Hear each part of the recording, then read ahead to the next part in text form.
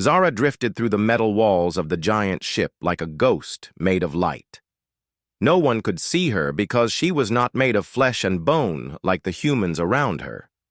She was pure energy, a being from a place far beyond the stars, where her people lived in forms that had no shape. For 30 years, she had watched over different human ships and colonies, keeping them safe from dangers they never knew existed. The ship she guarded now was called the UES Horizon. It carried 50,000 humans to a new world in a distant star system. The ship was huge, with long corridors that stretched for miles and rooms filled with sleeping families who dreamed of the life they would build on their new planet. Zara moved through all of it unseen, watching and protecting. Her people called themselves the Ethereal Collective. They had given her this job because humans could not see energy beings like her. She was supposed to watch and help, but never let the humans know she was there. It was the most important rule of her kind. Never reveal yourself to the species you watch over. But as the days passed on the horizon, Zara found herself drawn to one human more than the others. His name was Nathan Blake, and he worked in the ship's gardens where they grew plants from Earth. He was tall with brown hair that was always messy from working with dirt and water. His hands were gentle when he touched the green leaves, and he talked to the plants like they were old friends. Nathan was different from the other humans. Sometimes he would stop his work and look around the garden room as if he felt something watching him.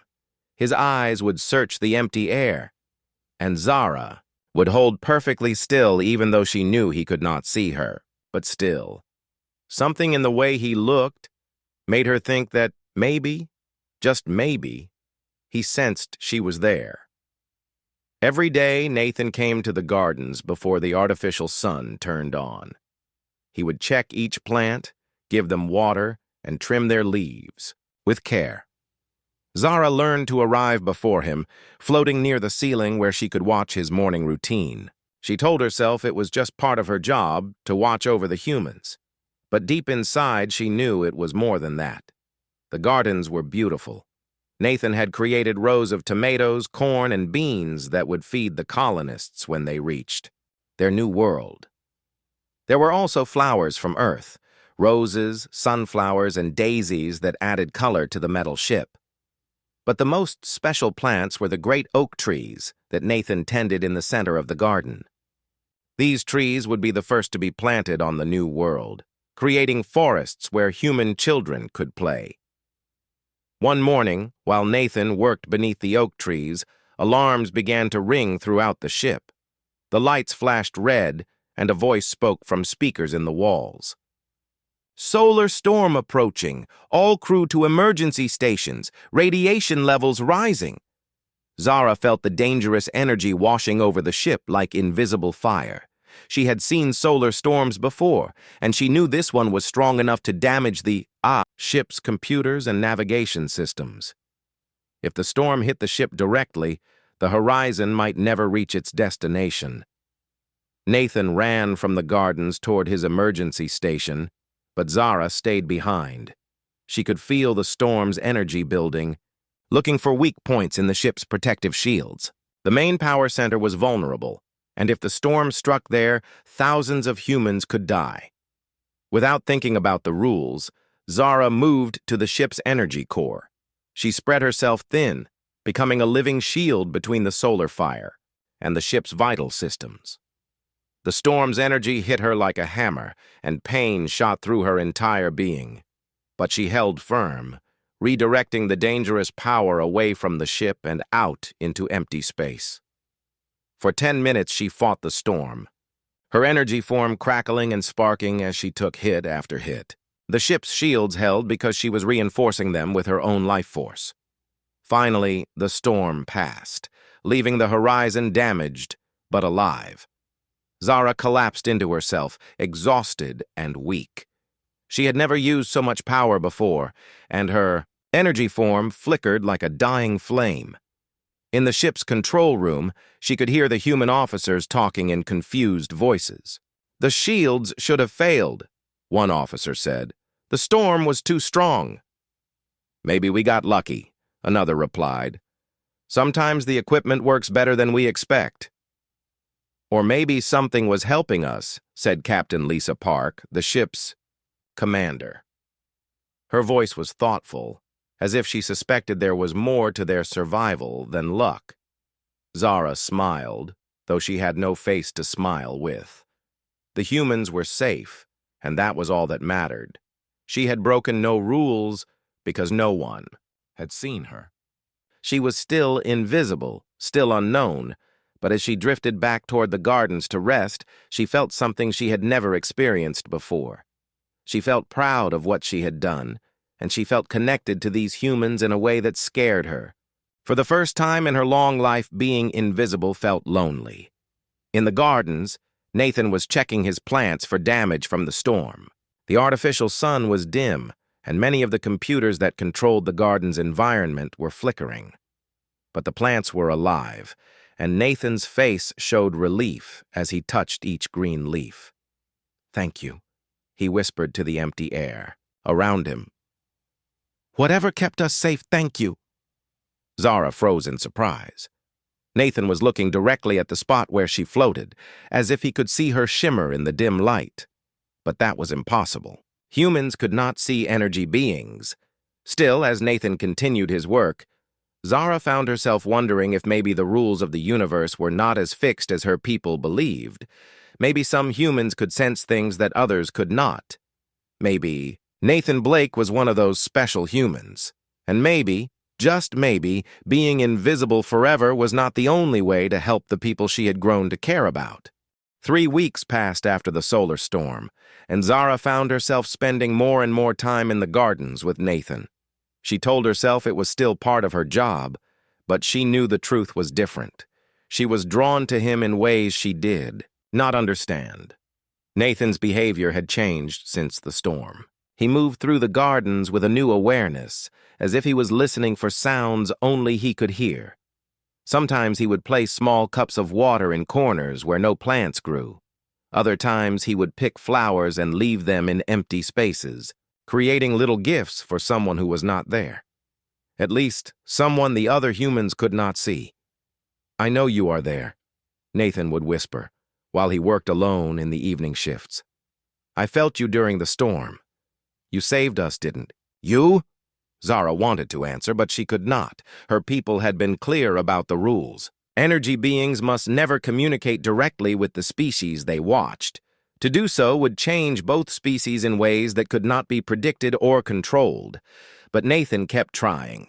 He would ask questions to the empty air and wait for answers. That never came. He started bringing extra food to the gardens and leaving it on tables where Zara often floated. He played soft music from his personal device, saying that if someone was listening, they might enjoy the sounds of Earth.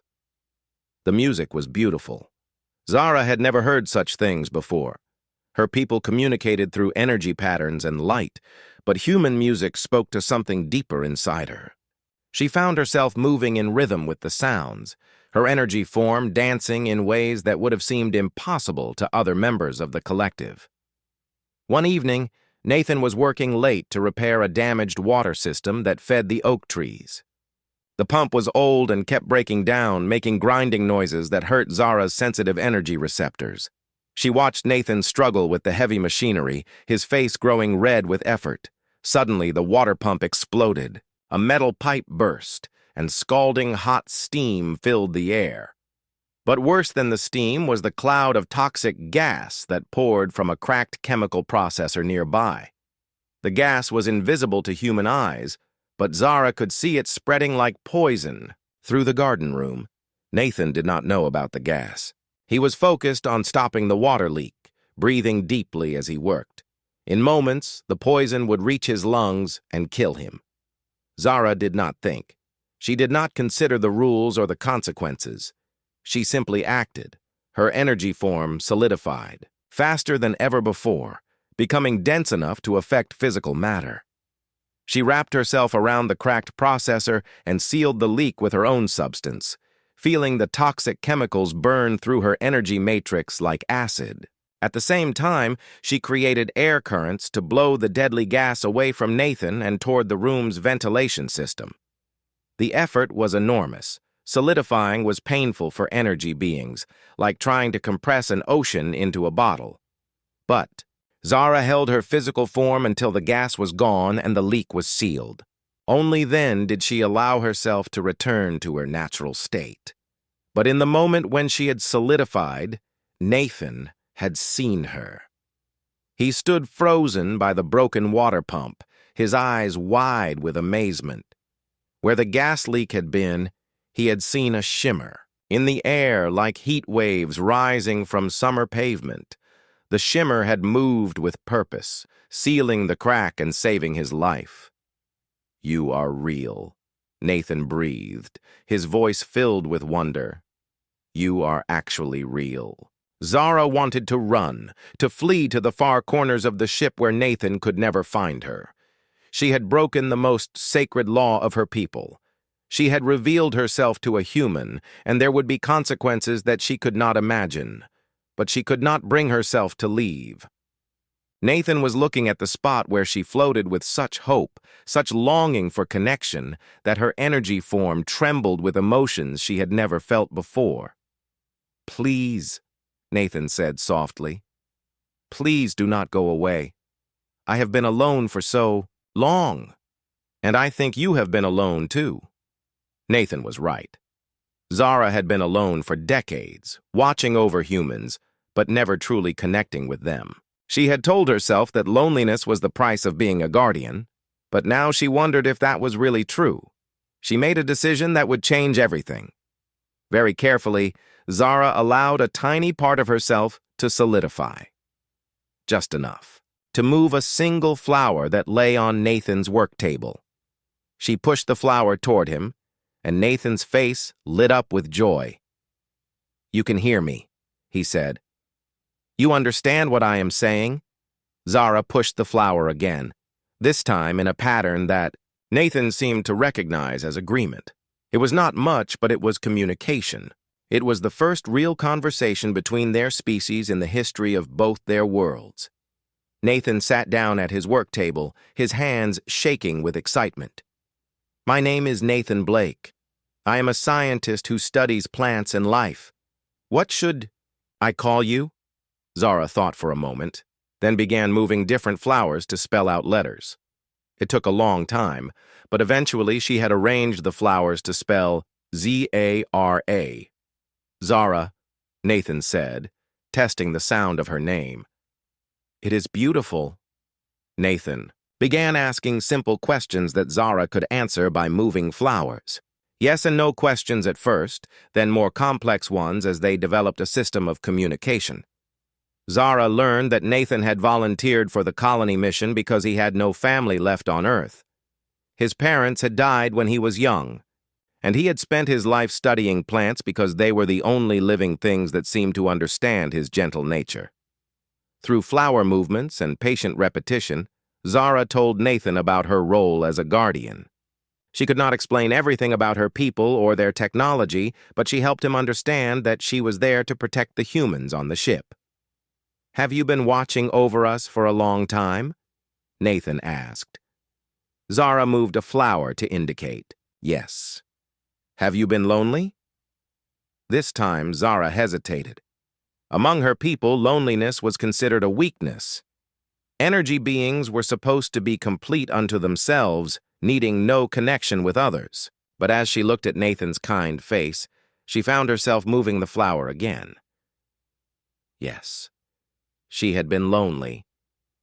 Nathan reached out his hand toward the space where Zara floated. He could not touch her, but the gesture made her energy form warm with something she had never experienced before. Acceptance, understanding, the beginning of friendship. "You do not have to be alone anymore," Nathan said. "Neither of us has to be alone anymore." For the first time in her existence, Zara felt truly seen. Not just observed or detected, but seen for who she really was. A being who cared about others, who wanted to help and protect, who had been carrying the weight of isolation for far too long. But even as happiness filled her energy matrix, Zara knew that their connection was dangerous. Her people would not approve of what she had done, and Nathan's people would never believe that he was communicating with an invisible alien. Still, as Nathan continued to ask questions and Zara continued to answer with flowers, she decided that some risks were worth taking. For the first time in decades, she was not just a guardian, she was a friend. Over the following weeks, Zara and Nathan developed their own secret language. Nathan would ask questions, and Zara would answer by moving leaves, changing the temperature around certain plants, or creating small shadows that danced across the garden walls. It was slow and sometimes frustrating, but it was real communication between two very different kinds of beings. Nathan learned that Zara's people were ancient, far older than humans. They had been traveling between stars when Earth was still a young planet covered in simple life forms. The collective had been watching over developing species for millions of years, always from a distance, always hidden. "Why do your people never make contact?" Nathan asked one evening as he tended to a row of corn plants. Zara made the leaves of a nearby tomato plant flutter in a pattern they had developed to mean complicated. Then she began the slow process of spelling out words with flower petals. F-E-A-R-C-H-A-N-G-E. Nathan nodded thoughtfully. "Your people are afraid that contact would change both species in ways that cannot be predicted." Zara moved a single daisy to indicate yes. "But change is not always bad," Nathan said. "Sometimes change helps us grow into something better than we were before." This was a new idea for Zara. Among the collective, change was seen as dangerous and unpredictable. Her people valued stability and order above all else. But as she watched Nathan work with his plants, she saw how he helped them change from seeds into mature organisms that could feed thousands of people. Change, guided by care and wisdom, could be beautiful. Through their conversations, Nathan learned about Zara's loneliness and her doubts about the collective's rigid rules. Zara learned about human concepts like friendship, love, and the courage to break rules when those rules caused more harm than good. "On Earth, we have a saying," Nathan told her. "Rules are made to serve people, not the other way around. When rules stop serving their purpose, it is time to change them." Nathan began sharing stories of his own life, and Zara found herself fascinated by human emotions and relationships. Nathan told her about his childhood on a farm, about the parents who had died in an accident when he was 16, about his decision to dedicate his life to growing things because plants, unlike people, never left you behind. "But you left Earth behind," Zara pointed out by arranging flower petals. "You came on this ship to a new world." Nathan smiled sadly. "I left because there was nothing keeping me there. No family, no close friends. I thought maybe on a new world, I could start over, maybe find the connections I never had on Earth." Zara created a warm breeze around Nathan's shoulders, her way of offering comfort. She understood his loneliness because she felt it too. But their friendship was changing that. For both of them, the universe was becoming a less empty place. Their peaceful routine was shattered 1 month later when pirates attacked the horizon. Zara felt the approaching ships long before the human sensors detected them. 3 small vessels were closing in on the colony ship, their engines running silent and their hulls coated with materials designed to avoid detection. She recognized the energy signatures as belonging to the Void Runners, a group of criminals who robbed colony ships and sold their cargo to illegal markets. The attack began with electromagnetic pulses that disabled many of the Horizon's defensive systems. Alarms rang throughout the ship as the pirates attached boarding tubes to the hull and began cutting their way inside. The colony ship's few weapons came online, but they were no match for the pirates' military-grade equipment. In the gardens, Nathan received an emergency message on his communicator. All civilians were ordered to lock themselves in their quarters while the ship's security forces fought the invaders. But Nathan could not leave the gardens. The life support systems for The plants were connected to the ship's main power grid, and if the pirates damaged those systems, all of the Earth plants would die. "I have to stay," Nathan told Zara, even though he could not see her. "These plants are the future of the colony. Without them, the people will starve on the new world." Zara felt a surge of protective anger, unlike anything she had ever experienced. The pirates were threatening not just the ship, but Nathan and the dreams of 50,000 humans who only wanted to build a peaceful life among the stars. For the first time since she had become a guardian, Zara decided to fight back. She began by using her energy form to interfere with the pirates' electronic systems. Their cutting tools stopped working, their communication devices filled with static, and their helmet displays flickered and died. The pirates found themselves stumbling through darkened corridors, unable to coordinate their attacks. But that was only the beginning. Zara reached into the Horizon's computer networks and began rerouting power from damaged systems to ones that still worked. She guided Nathan through the process of manually controlling the ship's defensive weapons, showing him which buttons to press by creating small electrical sparks that danced across the control panels. "How do you know how to do this?" Nathan asked in amazement as the ship's laser cannons came back online under his guidance. Zara spelled out her answer with flickering lights on the control display. WATCHED For 30 years, she had observed human technology, and now she was using that knowledge to help defend the ship. Nathan followed her guidance, targeting the pirate vessels with precision that surprised even the ship's trained weapons officers. Together, they turned the tide of the battle. The pirates' ships were damaged and forced to retreat, leaving behind their boarding parties who were quickly captured by the Horizon's security forces. The colony ship was saved, but their cooperation had not gone unnoticed. In the aftermath of the battle, Captain Lisa Park called Nathan to her office. She was a stern woman with gray hair and sharp eyes that seemed to see everything. She had commanded 3 colony ships during her career, and she had never seen anything like Nathan's performance during the fight. "How did you know how to operate those weapon systems?" she asked Nathan directly. "You are a botanist, not a military officer." Nathan hesitated, unsure how to explain his invisible partner. "I have studied the ship's technical manuals in my spare time. I was lucky to remember the right procedures." Captain Park stared at Nathan for a long moment. "Lucky," she repeated. "Mr. Blake, in 30 years of commanding ships, I have learned that luck usually has a name and a reason behind it.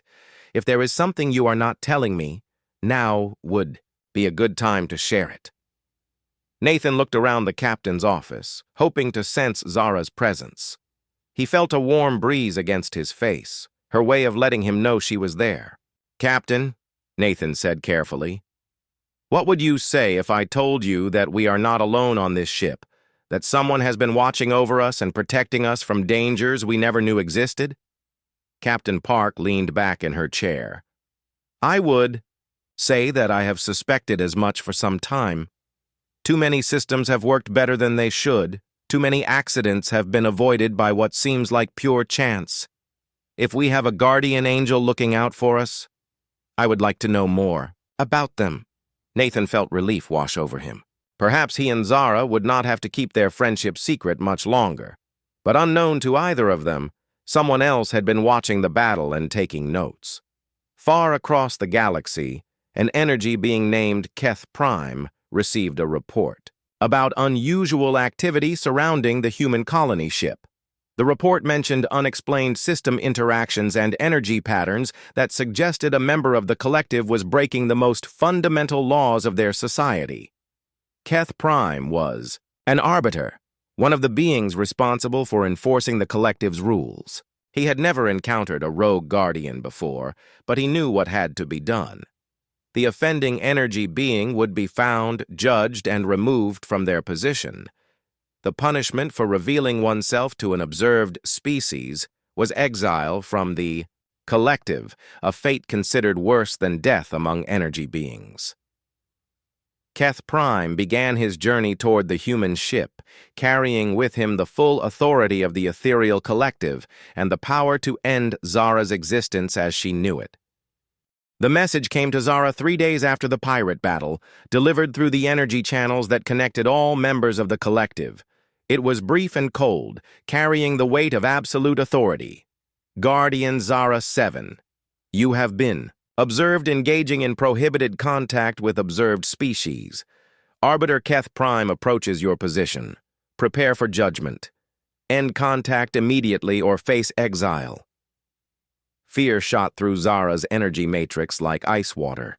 She had known this moment would come eventually, but she had hoped for more time. More time to figure out how to protect Nathan and the humans while staying true to her growing understanding of what was right and wrong. Exile from the collective meant more than punishment. It meant being cut off from the energy networks that sustained her people, forced to exist alone in the vast emptiness between stars until her energy form eventually faded into nothing. For an energy being, it was a death sentence that could take centuries to complete.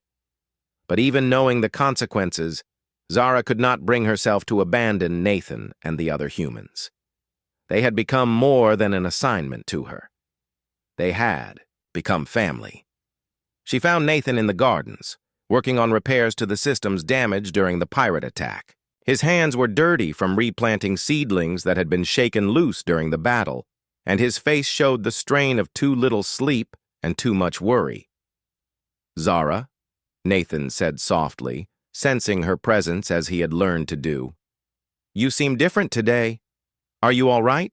Zara created small temperature changes to spell out her message. DANGERMYPEOPLECOMING. Nathan's face grew pale. Over the weeks of their friendship, he had learned enough about the collective to understand what this meant. They know about us, he said. They are coming to stop you from helping us. Zara moved the leaves of a nearby plant to indicate yes. What will happen to you? Nathan asked, though his expression suggested he already feared the answer. EXILE, Zara spelled out slowly. Then she added, DEATH. Nathan stood up so quickly that he knocked over a pot of soil. No, he said firmly. There has to be another way. You saved this ship.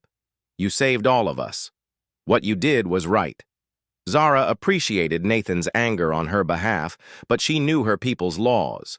The collective had maintained their policy of non-interference for millions of years, and they would not change it for one rogue guardian, no matter how good her intentions had been.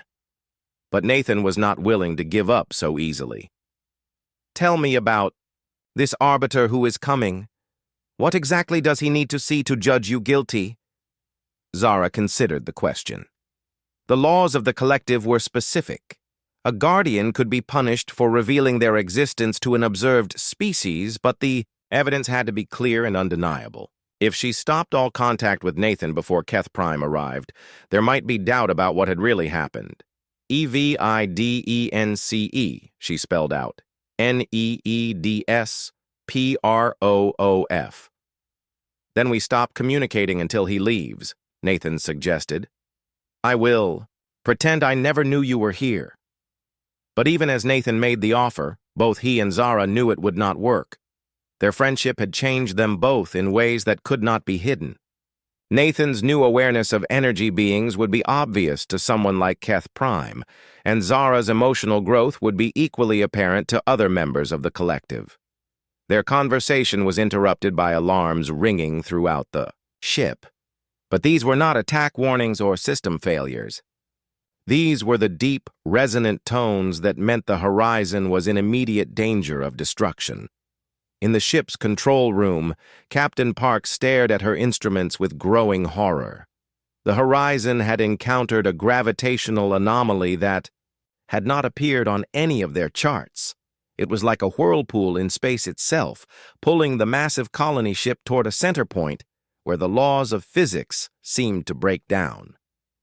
"Full power to engines," Captain Park ordered. "Get us out of here." But the engines were not strong enough. The gravitational field was growing stronger by the minute, and the ship's hull was beginning to buckle under forces that threatened to tear it apart. 50,000 people were going to die unless someone could find a way to stabilize their passage through the anomaly. In the gardens, Nathan felt the ship shuddering around them. Plants fell from their shelves, and cracks appeared in the walls, as the horizon was stretched and compressed by competing gravitational forces. "How long do we have?" Nathan asked. Zara reached out with her energy senses, feeling the shape and flow of the anomaly. The answer was not encouraging. "MINUTES," she spelled out. Nathan's mind raced through possibilities. The ship's computers were trying every solution they knew, but this was not a problem that could be solved with conventional technology. The gravitational anomaly was a phenomenon that existed partially outside normal space-time, and it would take someone who could manipulate energy directly to guide the ship through it safely. "You could save us," Nathan said suddenly. "Your people can manipulate energy fields, right? You could stabilize the ship's passage through the anomaly." Zara's energy form flickered with uncertainty. What Nathan was suggesting was theoretically possible, but it would require her to manifest more fully than she ever had before. She would need to become solid enough to directly interface with the ship's systems while maintaining her energy. Form's ability to perceive and manipulate the gravitational forces around them. The strain might destroy her, and even if she survived, there would be no hiding her actions from Keth Prime. Saving the ship would be absolute proof that she had violated the collective's laws. But as another violent shudder ran through the horizon, Zara realized that the choice was simple. She could follow the rules and let 50,000 humans die, or she could break the rules and save them. "I need your help," Nathan said urgently. "I have been studying dimensional phase variance in my spare time. I think if we work together, if we create a connection between human consciousness and energy being awareness, we might be able to do something neither of our species could accomplish alone." It was a desperate plan with no guarantee of success, but as the ship's hull began to crack around them, Nathan reached out his hand toward the space where Zara floated. "Trust me," he said. "Let me help you save everyone." Zara had spent her entire existence avoiding physical contact with organic life forms. Her people believed such contact was impossible, that the difference between energy beings and matter-based life was too great to bridge. But Nathan had already proven that many things the collective believed to be impossible were simply untested. Zara began to solidify, compressing her vast energy matrix into a form dense enough to touch human flesh. The process was agony, like trying to force an ocean through a pinhole, but she persevered. Slowly, gradually, she became solid enough for Nathan to see. For the first time, Nathan looked directly at Zara's physical form. She appeared as a shimmering outline of a humanoid figure made of light and energy that sparkled like captured starfire. She was beautiful in a way that had no name in any human language. Nathan reached out and took her glowing hand in his. The moment their flesh touched, both of their minds exploded with new sensations. Nathan suddenly could perceive the gravitational anomaly as Zara did, seeing it as a living thing with patterns and rhythms that could be predicted and influenced. Zara gained Nathan's solid, focused human awareness, his ability to concentrate on specific problems and work through them step by logical step. Together, they reached into the ship's control systems and began to guide the horizon through the anomaly. Nathan's human intuition told them which path to take, while Zara's energy manipulation abilities made the necessary course corrections. They became a single entity with two different kinds of consciousness, each making the other stronger and more capable. The ship bucked and twisted as they guided it through the gravitational maze, but their combined will held it together. They reinforced the hull with energy fields, stabilized the engines with precise power adjustments, and navigated through the worst of the anomaly's effects by working as a perfect team. When the horizon finally emerged into normal space, both Nathan and Zara collapsed from exhaustion. But they were still holding hands, and neither of them wanted to let go. "We did it," Nathan whispered. "We actually did it." Zara tried to return to her energy form, but something had changed. The connection they had forged was still there, linking their consciousness in ways that should have been impossible. She could still feel Nathan's thoughts and emotions, and she knew he could sense hers. They had become something new, something that had never existed before in the history of either species. A bridge between energy and matter, between two completely different forms of life. And standing in the doorway of the garden room, having arrived just in time to witness their impossible collaboration, was Keth Prime, the Arbiter's energy form, blazed with outrage and disbelief. In all his centuries of enforcing the collective's laws, he had never seen anything like what Zara and Nathan had just accomplished. "Explain yourself, Zara 7, Keth Prime commanded, his voice echoing directly into their joined consciousness. "Explain how you dare to violate not just our laws, but the very nature of what we are." Keth Prime's energy form filled the garden room like a storm made of light and anger. He was larger than Zara, older and more powerful, carrying the authority of the collective like a weapon. Nathan could see him now, his consciousness still, linked with Zara's in ways that let him perceive energy beings as clearly as she did. "You have broken laws that have stood for millions of years," Keth Prime said, his voice vibrating through the metal walls of the ship. "You have revealed yourself to an organic species, interfered with their development, and now you have contaminated yourself by forming an impossible bond with one of them." Zara tried to separate her hand from Nathan's, but he held on tightly. She could feel his strength flowing into her, giving her courage she had never possessed alone. "I saved 50,000 lives," Zara replied, her voice steady despite her fear. "The humans would have died if I had not acted." "Their deaths would have been natural," Keth Prime declared. "The universe is full of dangers, and it is not our place to prevent organic species from facing their fate. We observe, we learn, but we do not interfere." Nathan stepped forward, still holding Zara's glowing hand. "With respect, Arbiter, that is exactly the kind of thinking that keeps the universe a cold and lonely place." Keth Prime's attention focused on Nathan like a laser beam. "You dare to speak to me, organic creature? You are the evidence of Zara 7's crimes, the proof that she has violated everything we stand for." "I am proof that connection between species is possible," Nathan replied calmly. "I am proof that your people's fears about contact are wrong." Before Keth Prime could respond, Captain Park's voice came over the ship's communication system. "All personnel, please report to the main assembly hall. We have a situation that requires everyone's attention." Nathan looked at Zara, and she nodded. Whatever was going to happen next, they would face it together. The main assembly hall was the largest room on the horizon, designed to hold all 50,000 colonists when important announcements needed to be made, as Nathan and Zara,